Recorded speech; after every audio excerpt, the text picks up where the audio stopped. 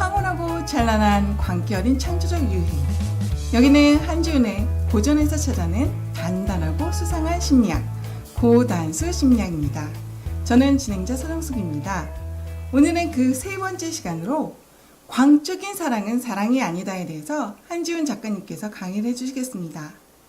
여러분, 2015년 7월 20일자 연합TV 뉴스 포커스에 의하면 우리나라 이혼율이 세계 3위랍니다. 3위. 작가님의 말씀대로 우리가 광적인 사랑만 해서 그런가요? 왜 이렇게 이혼율이 높을까요? 게다가 요즘에는 황혼 이혼도 늘고 있다고 하는데요.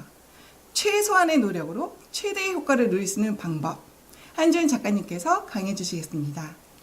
네, 안녕하세요. 오늘 또 사랑 얘기로 들어왔네요. 사랑이라는 것, 어떻게 보면 가슴 설레이고 가슴이 터질 것 같은 느낌이 들 때 우리는 사랑한다라고 말을 하죠. 그럼요. 빵빵해진 풍선처럼 막 곧 터져버릴 때에, 심장이 멎어버릴 때의 그 순간을 우리가 사랑이다라고 말하고, 영화나 TV에서 보면 이렇게 말하죠. 그 사랑이야말로 진실했어. 그래서 그런 종류의 사랑에 열광을 하고, 또 그런 종류의 사랑을 해보지 못한 거에 대해서 원통하다라고 느끼게 된다는 거죠. 그렇죠. 고전에서 보면은 보통 물레방앗간에서 네. 갑자기 싹 사라지는 이게 사랑이라고 얘기하잖아요. 네, 페이드 아웃, 페이드 인. 네. 자, 그래서 저는 오늘 에리 프롬의 사랑한다는 것이라는 책을 좀 인용을 해서 이야기를 해볼까 해요. 네. 잠깐 읽어드리고 한번 들어갈게요. 네. 흔히 위대한 사랑이라고 묘사되는 거짓 사랑의 한 형태, 자주 묘사되는 소개감인데요. 우상적인 사랑이다. 우상 숭배적인 사랑이다. 우상 숭배적인 사랑. 만약 어떤 사람이 일체감, 즉 그 자신의 힘의 생산적인 전개에 근거를 둔 자아성의 감각을 갖는 수준에 이르지 못했다면 사랑하는 사람을 우상화하는 경향이 있을 것이다. 그는 그 사랑 자신의 힘으로부터 소외되어 있다. 그는 그 힘을 사랑하는 사람에게 투상한다. 사랑하는 사람을 최고의 선호로서 모든 사랑, 모든 빛, 모든 축복을 누리는 사람으로서 존경하는 것이다. 이 과정에서 그는 자기의 모든 힘을 박탈당하고 사랑하는 사람 속에서 자신을 발견하기는커녕 오히려 자신을 상실한다. 그런데 남의 기대대로 살아가는 사람은 아무도 없다. 사랑하는 사람은 언젠가는 그의 기대를 배신한다. 자, 이 말이 뭐냐면요. 좀 어려워요. 근데 이런 거죠. 자, 우리가 스스로에게 이런 질문을 해볼 수 있나 이겁니다. 나는 왜 살지? 내가 뭐였더라? 나는 누구더라? 나는 이 일을 왜 하고 있지? 나는 이 공부를 왜 하고 있을까? 나는 이 팟캐스트를 왜 촬영하고 있을까? 이런 질문들을 해봤냐 이거죠. 근데 보통 그런 질문을 하면 우리는 욕을 먹어요. 왜냐면 네. 그리거나 아니면 그런 질문할 때는 기분이 나쁠 때죠. 뭔가 그렇죠. 불행하고 힘들 때 그 질문을 스스로에게 던지면서 더 나락으로 빠지는 경우가 많죠. 그걸 포기하고 싶을 때, 네. 그렇죠? 포기하고 싶을 때 내가 이때 걸 왜 하고 있는가라고 하는데, 사실은 우리가 이 질문부터 하고 들어가야 된다는 거예요. 모든 일을 할 때는요. 나는 이 일을 왜 하고 있지? 근데 사실은 우리가 어떤 일을 처음에 시작할 때요, 나만의 태양을 두고 하는 것이 아니라 남의 태양이 부러워서 시작하는 경우가 대부분이에요. 저는 거의 그래요. 자, 정숙 씨만 그러겠어요? 다른 사람들 다 그래요. 그렇길 바라고. 네.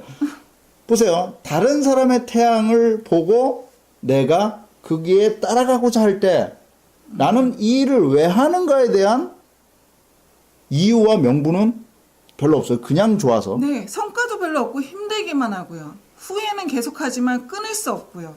그렇죠. 그런데 한번 보세요. 그렇게 남의 태양을 쫓고 있는 동안에 소위 말해서 나는 원치 않지만 해바라기가 된 거죠. 네. 원치 않지만 거기를 바라봐요. 네. 근데 이 상황에서 우리가 이렇게 말할 수 있는가요? 너는 그 일을 왜 하니? 너는 그 공부를 왜 하니? 너는 왜 사니라고 물어봤을 때 저는 저 태양까지만 가면 행복할 수 있을 것 같아서요. 하면서 그 태양을 우상화시키는 경향이 있다는 거죠. 그렇죠. 자, 우리는 흔히 타인을 강렬하게 사랑한다고 말하는 경우가 있지만 에리 프롬은 이것을 우상 숭배적 사랑이다라고 규정하죠. 네. 만약 어떤 사람이, 이 말이 중요한데요, 자신의 힘이 생산적인 전개에 근거를 둔 자아성의 감각을 갖는 수준에 이르지 못했다면, 즉 이 말은 다시 말해서 이건 뭐냐면 자신의 주체적 의지와 의존성이 완전히 사라진 완전한 독립체로서 홀로 서 있지 않다면 그 상태에서는 아까 전에 내가 이 일을 왜 하지? 라고 말하는 의심이 없으니까 남의 태양을 그냥 우상으로 알고 거기 가면 난 행복해질 거야 라면서 우상을 숭배하게 된다는 거죠. 네. 사실 자신의 주체성을 상실하고 의존성을 벗어나지 못했다면 그 사람이 느끼는 사랑은 타인을 우상화하는 것이 전부일 수밖에 없죠. 그럼요. 왜 어렸을 때 저는 고등학교 때 중간고사 끝나면요. 네. 이게 가끔 이 영화 보러 가잖아요. 그럼요. 우리 동네에도 그 작은 영화관이 있었는데요. 거기 가면 제 나이 또래의 사람들이 그 가슴을 설레게 했던 중국 영화 하나가 있었어요. 천녀 유언이라고. 거기 보면 왕조연이라는 배우가 나오는데. 너무 닮고 싶었죠. 예, 약간 지금 보니까 별로 아닌데 왜 그렇게 광분을 했는지 그런 쇄도우 처리를 해가지고요. 이렇게 네. 환상적으로 귀신이 나타나는데, 야, 나도 한번 죽어볼만 하겠다. 이런 생각을 해서 한 적이 있어요. 그런 귀신을 만난다면. 자, 여기서 말하는 것. 끊임없이 우상을 섬기고 싶은 느낌이 드는 것은 내가 내 자신한테 스스로에게 나는 이 일을 왜 하는 거에 대한 완전한 주체의식과 독립적인 의지가 없어진 상태에서 우상화를 끌어들여온다는 거죠. 네. 상대를 우상화하는 동안에 자신의 모든 주체적인 힘은 사라지고 박탈당할 것입니다. 이런 거죠. 그 사람이 좋아하는 음식을 따라가는 건 당연해. 그 사람의 취향을 맞춰주는 건 다양해. 당연하게 여긴다는 거죠. 사랑하는 사람 속에서 자신을 발견하는 것보다는 오히려 자신을 상실하게 되는 것입니다. 그러므로 진정한 사랑의 시작은 자신을 위한 생산적인 사랑을 시작하는 것입니다. 모든 사랑의 기본은 자기애입니다. 서정숙 이쁘다 하면서 밥을 많이 먹는 것은 자기애가 아니죠. 그렇겠죠. 보세요. 우리 시대는요, 어휘를 상실한 시대래요. 어휘 상실 시대. 예. 600단어면 모두 다 해결되는 시대. 아침에 밥 먹었니? 밥 먹었어. 내가 너 때문에 이렇게 됐잖아. 나도 원망스러워. 너도 원망스럽지? 우리 이혼해. 혹은 모든 것이 600단어 안에서 해결될 수 있다라고 믿는 거죠. 우리의 정신세계가 정말 600단어로 해결될 수 있을까요? 그러면서 이렇게 말을 합니다. 책 따위는 읽을 필요가 없어. 우리는 시간이 없어. 우리는 600단어에서 우리는 모든 언어의 모든 것을 발견할 수 있고 우리는 이미 끝났잖아. 뭐하러 그런 짓을 해? 라고 말합니다. 네. 근데요. 저는 에리 프롬이 말한 이 말에 하나를 더 달고 싶습니다. 일단 자신의 생산성을 높이기 위해서 자신을 사랑하기 위해서 저는 이제부터 자신을 사랑하기 위한 방법으로 자신에게 훌륭한 어휘를 찾아주는 건 어떨까요? 자, 좋은 글을 예를 들어서 저는 좋은 글이라고 했을 때 이 감수성이 풍부한 피천득의 수필 같은 책들을 한 번이라도 필사하고요. 그 손으로 한번 써보시고 읽어보라는 것입니다. 네. 이런 종류의 것들이 자기를 사랑하는 건데요. 그런데 나는 자꾸만 이렇게 말하죠. 600단어로 난 다 처리할 수 있어. 인간의 오묘한 심리와 자기를 사랑하는 것이 어떤 그런 가벼운 의사소통의 수단에서 600단어 안에서 끝낼 수 있다는 것은 오만이죠. 그렇죠. 이런 작업들을요, 계속하다 보면 생산적인 자기 사랑이 어떻게 구현되는지 알 수 있게 되는 것입니다. 이것을 생산적인 자기 사랑을 어떻게 합니까? 라고 말을 했을 때 그것을 제가 어떻게 한마디로 추상화시켜서 얘기하는 건 너무 힘들어요. 그러면 차라리 책을 한 권 필사를 해본다거나 하면 좀 제대로 알 수 있을 것입니다. 네. 우리는 광적인 사랑을 자꾸 믿으려 합니다. 하지만 진짜 사랑은요, 사랑한다는 말을 남발하지 않는 것에서부터 출발한다고 저는 주장합니다. 나 사랑해라고 물어보는 것은 불안감이며 주체성이 상실한 순간, 진공의 순간, 입에서 무의미하게 내뱉어지는 순간이죠. 네. 완전히 사랑한다는 것은 자신이 왜 사는가, 혹은 나는 왜 홀로 설 수 있는가에 대한 고민이 끝난 자들만이 느낄 수 있는 온전한 선물인 것 같습니다. 네. 사랑이나 연애는 연애의 시작이 외롭기 때문에 내가 놀 만큼 놀아봤기 때문에 이제 뭐 난 놀 만큼 놀아봤기 때문에 그리고 난 지금 너무나 외롭기 때문에 겨울이 춥기 때문에 가을이 외롭기 때문에 내 사랑이 넘쳐날 내 사랑을 구한다라고 말하지 마십시오. 바로 내 안에 자기애가 넘쳐날 때 그러므로 지금 애인을 구할 수 있다. 그러므로 지금 결혼할 수 있다라고 말하는 것입니다. 네. 사랑은 공짜로 먹는 사탕이 아닙니다.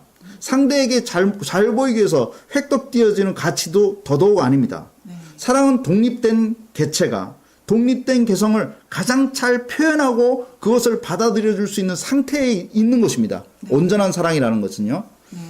서정숙이라는 사람이 온전하게 서 있고 그리고 사랑하는 사람이 온전하게 자기를 확실하게 표현할 수 있는 그 상태를 만들어 주는 것. 네. 그리고 그것을 존중해 주는 것.